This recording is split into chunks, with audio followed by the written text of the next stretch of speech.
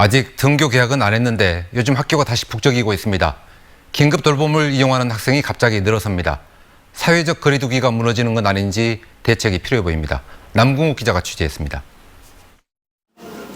긴급 돌봄 교실이 진행 중인 광주의 한 초등학교 컴퓨터 교실.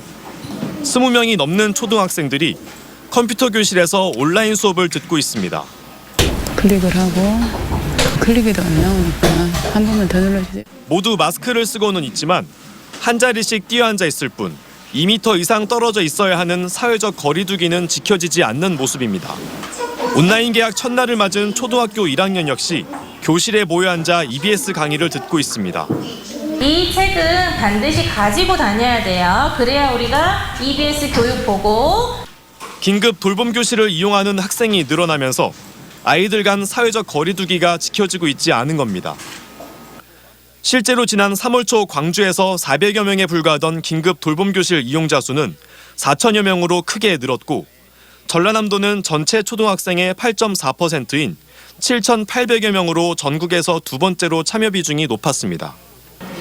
계속된 등교 개학 연기에 피로도가 쌓인 데다 온라인 개학 이후 부모 개학이라는 말이 나올 정도로 학습 돌봄 부담까지 커진 데 따른 것으로 풀이됩니다. 이제 들어가는 것부터 해서 학습하는 거, 그다음에 출결하는 것부터 해서 과제하는 것까지 하나부터 열까지 손이 다 가거든요. 그래서 불안하지만 긴급 돌봄 이용 학생이 급증하면서 일선 학교는 교실과 방과 후 강사 부족을 걱정하고 있습니다. 일반 교실을 선생님들께서 내어드리기가 어렵기 때문에 저희 학교에 있는 특별실들을 지금 이용하고 있어요. 도서실이라든지 컴퓨터실, 과학실. 그 장소도 또 더 부족해가지고. 교육당국은 대책 마련에 들어갔습니다. 긴급 돌봄 교실 이용자가 계속 증가할 것으로 예상되는 만큼 긴급 돌봄이 꼭 필요한 학생만 받는 방안까지도 검토하고 있습니다. 맞벌이 가정의 징빙서류를 받고 있거든요. 근데 사실 그런 것들을 이제 받고 투입을 하기는 쉽지는 않았어요. 근데 이제 그런 부분들도 조금 고민은 하고 있고요.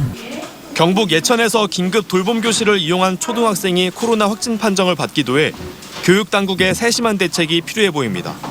MBC 뉴스 남궁욱입니다.